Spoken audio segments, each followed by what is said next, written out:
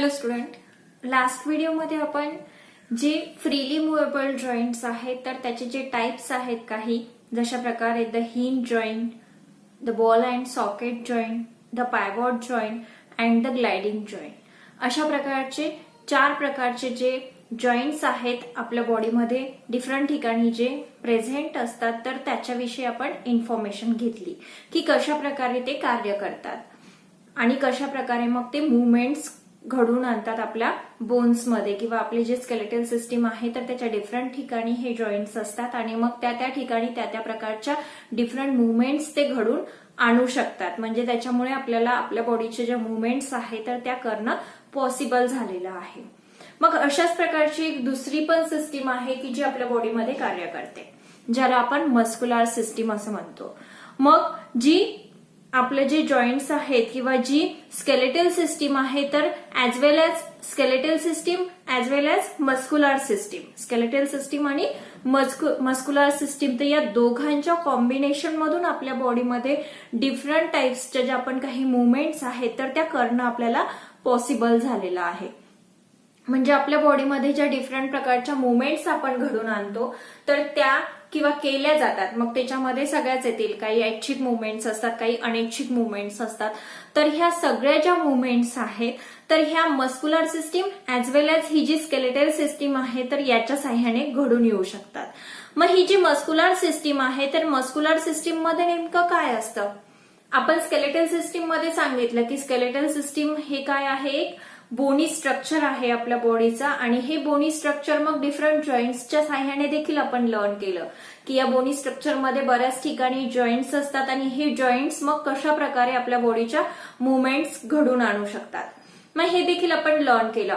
परंतु ही जी muscular system आहे तर ही जी मस्क्युलर सिस्टीम आहे तर याच्यामध्ये एक स्पेसिफिक टाइप्सच्या ज्या मसल्स असतात तर त्या स्पेसिफिक टाइपच्या मसल्स असतात आणि ह्या काय करतात, बोन्सला स्पेसिफिक मुवमेंट्स घडून आणण्यासाठी हेल्प करतात.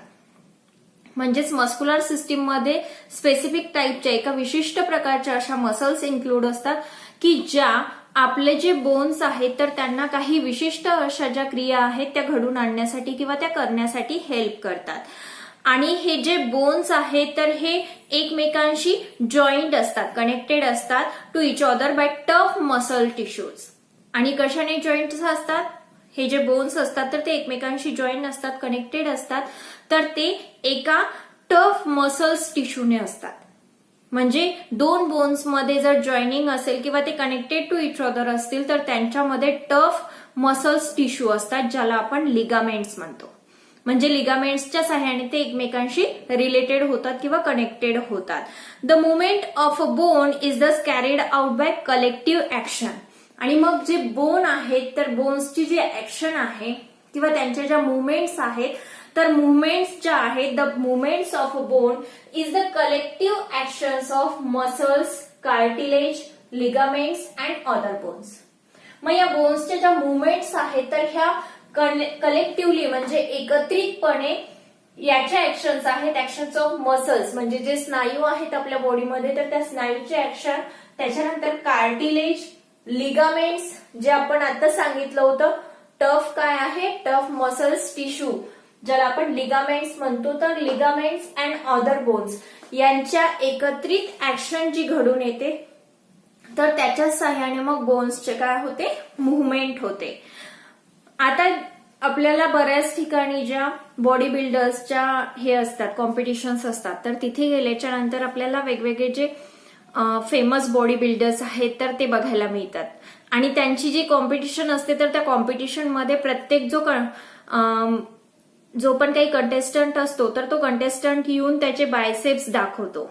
म्हणजे त्याचे मसल्स आपल्यासमोर काय करतो, प्रेझेंट करतो की कशा प्रकारचे त्याचे मसल्स टफ आहेत आणि कशा प्रकारे त्याने त्याची बॉडी बिल्ड केलेली आहे. तर हे दाखवण्यासाठी आणि मग त्याच्यातून त्या कॉम्पिटिशन मधून मग एक जो आहे तर तो बॉडी बिल्डर चूज केला जातो. तर ही जी बॉडी बिल्डरची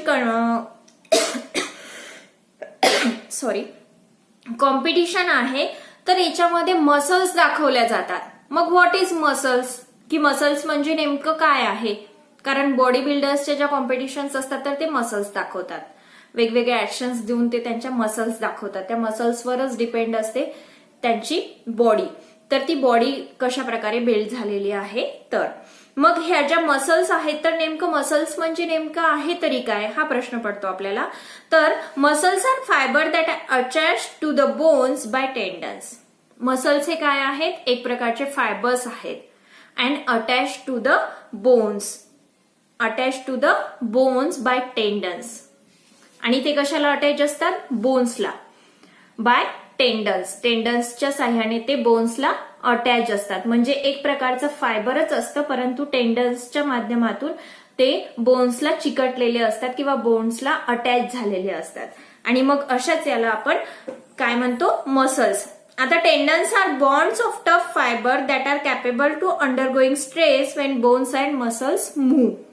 मग नेमकं टेंडन्स कशाला म्हणायचं. आता तर आपण सांगितलं की मसल्स हे काय आहेत, बोन्सला अटॅच असतात बाय टेंडन्स. म्हणजे टेंडन्सच्या सहाय्याने ते बोन्सला अटॅच असतात. पण मग टेंडन्स म्हणजे काय, टेंडन्स कशाला म्हणायचं. मग tendons are a bonds of tough fibre. आणि हे जे टेंडन्स असतात तर हे टफ फायबर्सचा एक बॉन्ड असतो.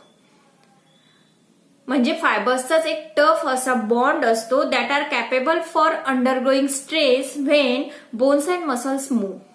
की जो मसल्स आणि बोन्स जेव्हा मुवमेंट करतात तर त्यावेळेस येणारा जो स्ट्रेस आहे तर तो स्ट्रेस सहन करण्यासाठी कॅपेबल असणारे जे टफ फायबरचे जे बँड्स आहेत तर त्याला आपण काय म्हणणार, tendons.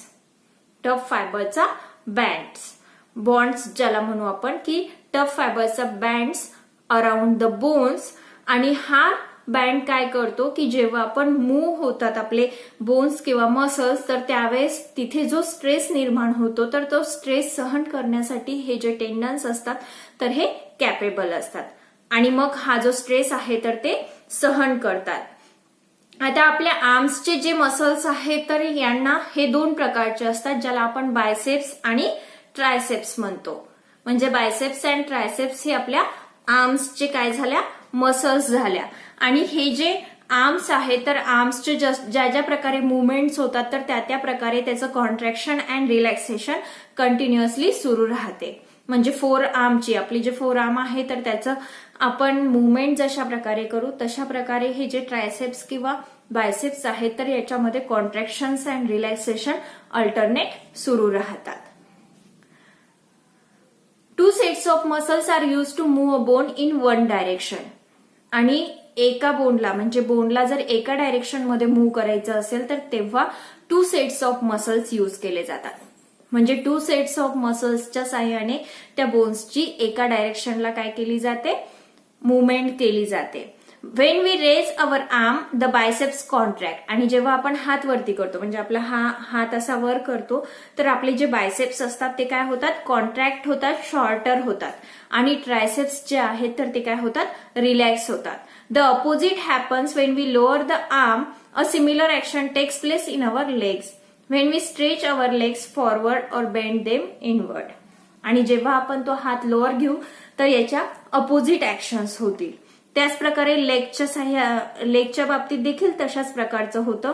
Stretch our legs forward और बेंड देम इनवर्ड. म्हणजे जर आपण फॉरवर्डला तो स्ट्रेच केला किंवा आतल्या बाजूला आपण त्याला बेंड केलं तर त्याच्यामध्ये देखील अशाच प्रकारच्या मुवमेंट्स होतील. कॉन्ट्रॅक्शन अँड रिलॅक्सेशन अल्टरनेट होत राहील. अशा प्रकारे मग मुवमेंट्स ऑफ बोन्स आपल्या बॉडीमध्ये घडून येतात. आणि त्याच्यासाठी मग आपल्याला आपले जे मसल्स आहेत किंवा मस्क्युलर सिस्टीम आहे तर ही आपल्याला हेल्प करते. त्याच्यामुळेच मग आपल्या बॉडीमधली प्रत्येक जी ऑर्गन सिस्टीम आहे तर ती निश्चितच खूप अतिशय इम्पॉर्टंट आहे आणि इसेन्शियल आहे. अशा प्रकारे मग आज आपण मुवमेंट ऑफ बोन्स हा पार्ट लर्न केला. आता याच्यानंतरचा जो पार्ट आहे तो आपण नेक्स्ट व्हिडिओमध्ये बघूयात. थँक्यू.